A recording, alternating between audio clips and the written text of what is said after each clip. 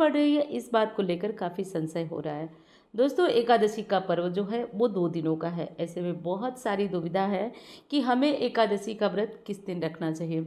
और जैसा कि जानते हैं कि इस बार जो है एकादशी को लेकर मतभेद है, परंतु दोस्तों दोनों दिनों में जो लोग चावल प्रेमी हैं उनका बहुत बड़ा प्रश्न है कि क्या हमें चावल छोड़ देना चाहिए दोनों दिनों में, या फिर किस दिन चावल छोड़ें। और साथ साथ गर्मी बहुत ज़्यादा है तो तुलसी में जल किस दिन ना दें, पूजन किस दिन ना करें। तो सारी विशेष बातें हैं इस वीडियो में, उम्मीद करती हूँ कि वो आपको ज़रूर पसंद आएंगी। सबसे पहले दोस्तों कि देखिए, ज्येष्ठ मास गर्मियों का सबसे प्रचंड मास होता है। ऐसी भयंकर उमस भरी गर्मियां इस मास में होती हैं। उसी में व्रतधारी यदि आप पानी पी करके व्रत रखते हैं तो भी बहुत कठिन होता है, बिना पानी के व्रत करें तो भी बहुत कठिन होता है। लेकिन चलिए, अब व्रत है तो करना है।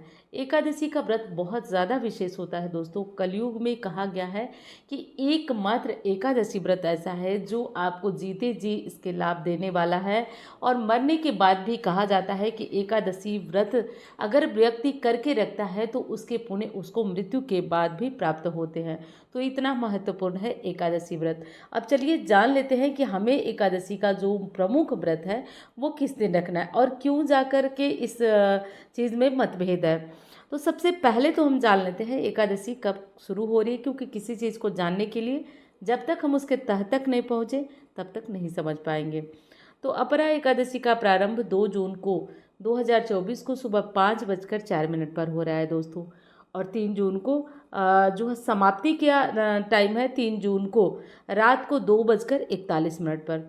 अब जैसा कि उदयातिथि के अनुसार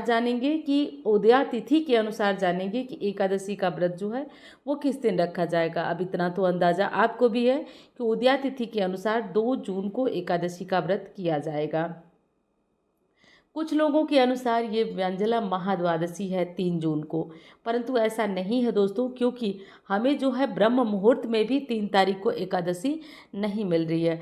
परंतु वैष्णव जन जो है वो 3 तारीख की एकादशी आराम से, जो शुद्ध एकादशी या फिर कहें कि सन्यासियों वाली एकादशी, वो 3 तारीख को है। तो 3 तारीख को वो एकादशी का व्रत धारण कर सकते हैं। पर जन सामान्य जो गृहस्थ जीवन में रहते हुए बहुत कठिन तपस्या नहीं कर सकते हैं, सामान्य तौर पे भगवान विष्णु की पूजा करेंगे, उनके लिए प्रमुख एकादशी 2 जून को है, 2 जून को ही है। तो किसी भी स्थिति में आप लोग संशय में न पड़िए, 2 जून की एकादशी को करिए। और हाँ, दूसरे प्रश्न आता है द्वादशी युक्त। तो देखिए, द्वादशी युक्त यह वाली एकादशी बिल्कुल नहीं मानी जाएगी। आप इस एकादशी का व्रत कर सकते हैं। तो ये चीज़ तो आपकी बिल्कुल स्पष्ट हो गई। अब चलिए जान लेते हैं कि एकादशी में जो प्रमुख हमारी महत्वपूर्ण चीज़ें हैं उनके बारे में। देखिए, एकादशी में चावल खाना मना होता है। तो ऐसे में जब 2 दिनों की एकादशी पड़ती है तो बहुत कन्फ्यूज़न हो जाती है कि हमें चावल किस दिन नहीं खाना चाहिए। तो दोस्तों, आपको 2 जून को चावल नहीं खाना चाहिए। 3 जून को आप लोग चावल का सेवन कर सकते हैं। तो हर स्थिति में 2 जून को ही तुलसी पूजन हो गया, तुलसी तोड़ना हो गया, ये सब जो दोष लगता है वो 2 जून को ही नहीं करना चाहिए। बहुत सारे कमेंट आते हैं कि जब 2 दिन की एकादशी, जब बात होती है मुझसे लोगों की, जब कुंडलियाँ देखती हूँ तो उनके वैसे घर गृहस्थी में जो प्रश्न होते हैं उसमें ये प्रश्न बहुत ज़्यादा पूछा जाता है कि 2 दिन की एकादशी है तो क्या 2 दिन हम माता को भोग न लगाएं। देखिए, ऐसा नहीं होता है। जो जैसे कि अब इस दिन जो है 3 तारीख को आप लोग बिल्कुल तुलसी माता की सेवा, पूजा, भोग लगाना सब कुछ आप लोग करिए। 2 जून को मत करिए, क्योंकि इस दिन पूरे दिन की एकादशी तिथि मानी जाएगी। जो लोग चावल का सेवन नहीं करते हैं, व्रत नहीं करते, वो लोग 2 जून को ही ये नियम अपना पालन करिएगा। जो महिलाएं बाल नहीं धोने का, जैसे कि सुहागिनों के लिए बाल नहीं धोना, ये सब नियम होते हैं, तो वो सब नियम आपके 2 जून को ही पालन किए जाएंगे। तो सारी बातें उम्मीद करती हूँ कि आप लोग की स्पष्ट होती जा रही होंगी, सारी चीज़ें आप लोग समझते जा रहे होंगे। अब देखिए दोस्तों, एकादशी का दिन इतना विशेष होता है कि हम आज के दिन कुछ विशेष उपाय अवश्य करेंगे। तो आप 2 जून को एकादशी का व्रत करिए, 3 जून को करिए, आपकी मर्जी। लेकिन आप जिस दिन एकादशी का व्रत करें उस एकादशी पे आप लोग कुछ विशेष उपाय कर लीजिएगा।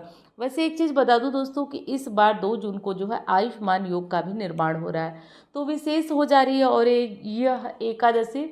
और कौन सा उपाय करना है, तो देखिए मैंने एक बहुत ही मतलब जल्दी ही, शायद पिछले एकादशी पे उपाय बताया था, फिर बता देती हूँ क्योंकि उसका रिस्पांस बहुत तेज़ और बहुत अच्छा आता है। आपके घर में कोई एक सिक्का होगा ही कॉमन, जो हमारे जेब में, हमारे पर्स में होता है, 1 रुपये 2 रुपये का, वो सिक्का ले लीजिएगा और वो सिक्का अपनी मनोकामना सोचते हुए तुलसी जी के गमले में, आप ध्यान रखिए कि गमले के तुरंत मतलब एकदम पास, उनके जड़ की मिट्टी में नहीं, बल्कि थोड़ा सा किनारे हट करके उस हाथों से खोद करके ही गमले की मिट्टी में वो सिक्का दबा देना है और तुलसी जी से अपनी मनोकामना बोलना है कि हे माता, मेरी मनोकामना पूर्ण हो जाए। और प्रतिदिन शाम को तुलसी जी के पास दीपक जलाइए और ओम नमो भगवते वासुदेवाय कहते हुए तुलसी माता को अपनी मनोकामना याद दिलाइए। आप देखेंगे कि बहुत तेज और शीघ्र ये मनोकामना पूरी होती है आपकी।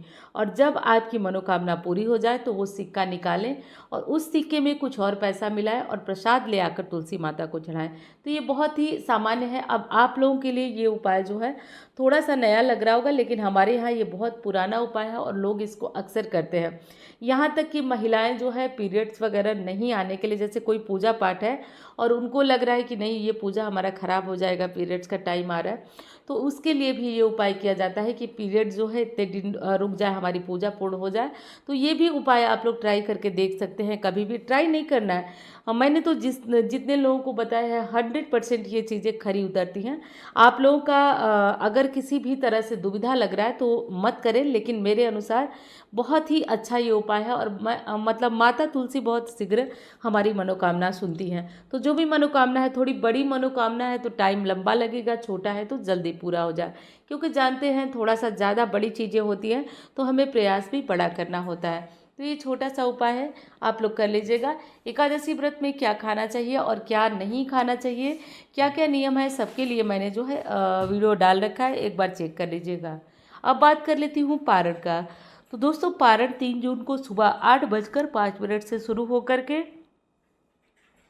और 10:35 तक रहेगा। तो ये है पारण का मुहूर्त दोस्तों। और वीडियो कैसी लगी ये ज़रूर बताइएगा। अच्छी लगती है तो लाइक करिएगा और चैनल को सब्सक्राइब भी कर दीजिएगा, भूलिएगा मत। मैं मिलती हूँ आपसे अन्य वीडियो में। धन्यवाद। हर हर महादेव।